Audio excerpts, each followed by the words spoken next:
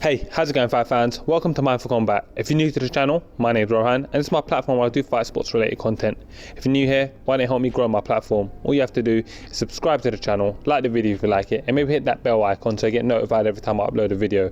With that said, in this video, I'm going to be continuing with my series, taking a look at all the champions in mixed martial arts and recognizing just who are the biggest threats to their championship reigns in their respective decisions.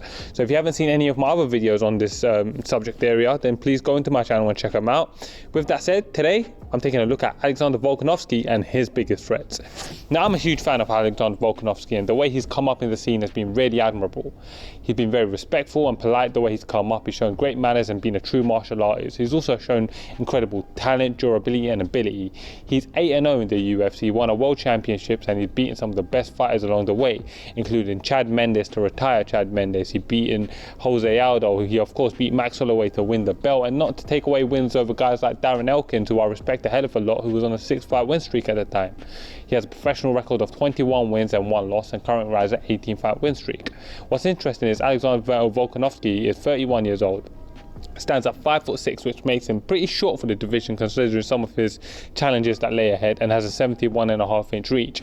So this is his division, and if anything, he should probably consider losing weight and going down. Obviously that's not something that he should be doing while he's a champion, but what I'm saying is that he's probably more fit for a bantamweight weight class given his frame. But what's crazy is he fought all the way, didn't fight, he competed all the way up to 260 pounds when he was a rugby player. He's a sensational athlete, sensational fighter, and he's one who I'm really enjoying having around in the UFC, and he's really been a breath of fresh air in the world of trash talk. With that said, let's take a look at some of his biggest challenges. So at number 3, I got the 29-year-old Dagestani Zabit Magomed Sharipov. Zabit stands at 6'1.5", which makes him 6.5 inches taller than Volkanovski, and has a 73-inch reach, which gives him an 1.5 inches of reach advantage over Volkanovski. He also has a professional mixed martial arts record of 18 wins and comes into this fight, or would come into this fight, with wins over the likes of Jeremy Stephens and Calvin Kattar. Zabit is a very special athlete, and he is very, very difficult to predict because he is so creative with his striking. He moves well, he strikes well, he grapples well, spinning kicks, elbows, punches, everything, wrestling. He's got everything. He's also massive. If there has been one knock on Zabit's game, it's been his conditioning. But when you're looking at these two squaring up, Zabit's longer than him, he's rangier than him, he's better on the feet in my opinion. He's got very fluid movement, and he will give Volkanovski all kinds of problems on the feet, keeping the distance and keeping the striking very, very unorthodox, and making it hard for Volkanovski to be able to just time him and take him down. Where this fight gets interesting is as the fight goes on. Now, Zabit has shown me in the last couple fights that he's had, particularly come to mind is the Calvin Kattar fight and the Karl Bochniak fight, where in round 3 he slowed down significantly. Obviously championship fights are 5-round fights.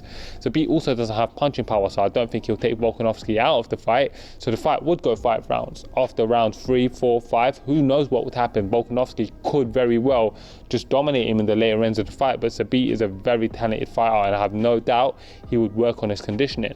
So I have to consider that Zabit has to be considered one of the biggest threats to his championship reign. So that's why at number 3 I have Zabit, who still has some work to do, mind you, before he gets himself a championship fight. And I really hope that his fight with Yair Rodriguez gets rescheduled, because that's a really exciting fight, but he is most certainly a threat to Alexander Volkanovski. At number 2, I got the former long-time champion Max Holloway. Max Holloway is still only 28 years old. Crazy, he's still 3 years younger than Alexander Volkanovski. He stands at 5'11", which gives him a 5-inch height advantage, and has a 69-inch reach, which funnily is actually 2.5 inches shorter than Alexander Volkanovski's reach. Max Holloway has a professional record of 21 wins and 5 losses. Max Holloway is a very, very special talent in the world of mixed martial arts. He's a guy who's been fighting in the UFC since he was 19 years old, and has had an exceptional career since his debut in the UFC. He's of course had that tough fight with Conor McGregor, and after that he went on a legendary streak, won 13 fights in a row, including winning a championship, defending it multiple times, all the way in to an interim championship fight against Dustin Poirier up at 155 pounds.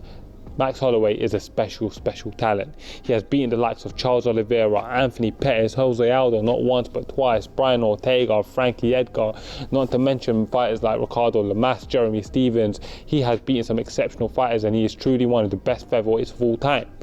In his fight with Alexander Volkanovski, what he showed me is that Volkanovski had seen a hole in his game, but actually he has opportunities to win that fight. And if Max Holloway was to go away, work on the deficiencies that were exposed by Alexander Volkanovski, he can most certainly come back and win the rematch.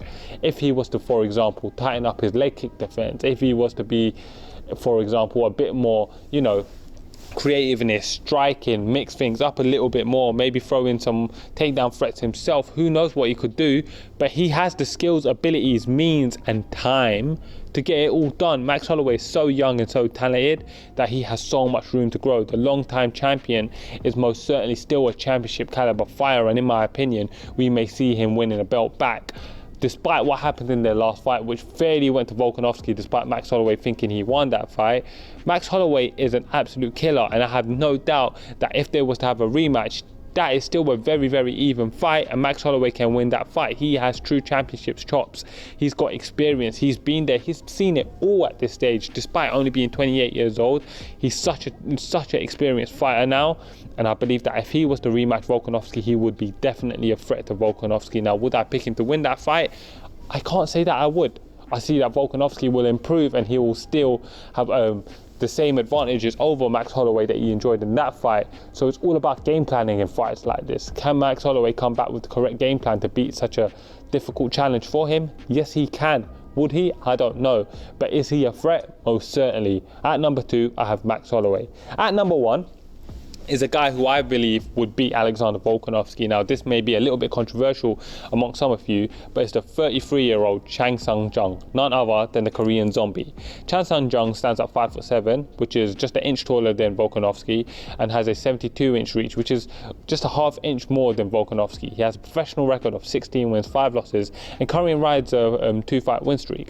Over his somewhat illustrious career, he's beaten the likes of Dustin Poirier and Frankie Edgar, and of course, since his coming back from his 2-year hiatus to fulfill his military service in South Korea, he's gone 3-1. Now, of course, his career has been plagued with injuries and long layoffs, but he seems to have found some sort of consistency again, riding a 2-fight win streak, having just finished Frankie Edgar and being in line to fight Brian Ortega.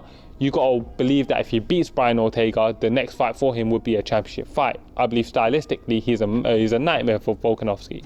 I believe he's one of the few guys in the division that may be stronger than Volkanovski. On the feet, he's dangerous, he hits super hard, and he's very, very creative. He's also got incredible conditioning and can fight the full 25 minutes, won't be out of Volkanovski's face. He's a warrior, he won't be put out, and he is very experienced. Despite having only had 21 fights, he's been around in the game for a long time. Think back to the wars he's had with Leonard Garcia back in 2009.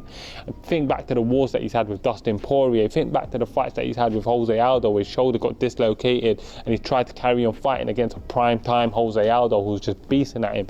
He's been and seen and done it all. He's got incredible stand-up, carries massive power. He's got great grappling, great conditioning, great chin, great durability. He truly is a zombie, and he is so dangerous. I believe stylistically he's a nightmare for Alexander Volkanovski, and if there was to fight, I would pick the Korean zombie to win this fight.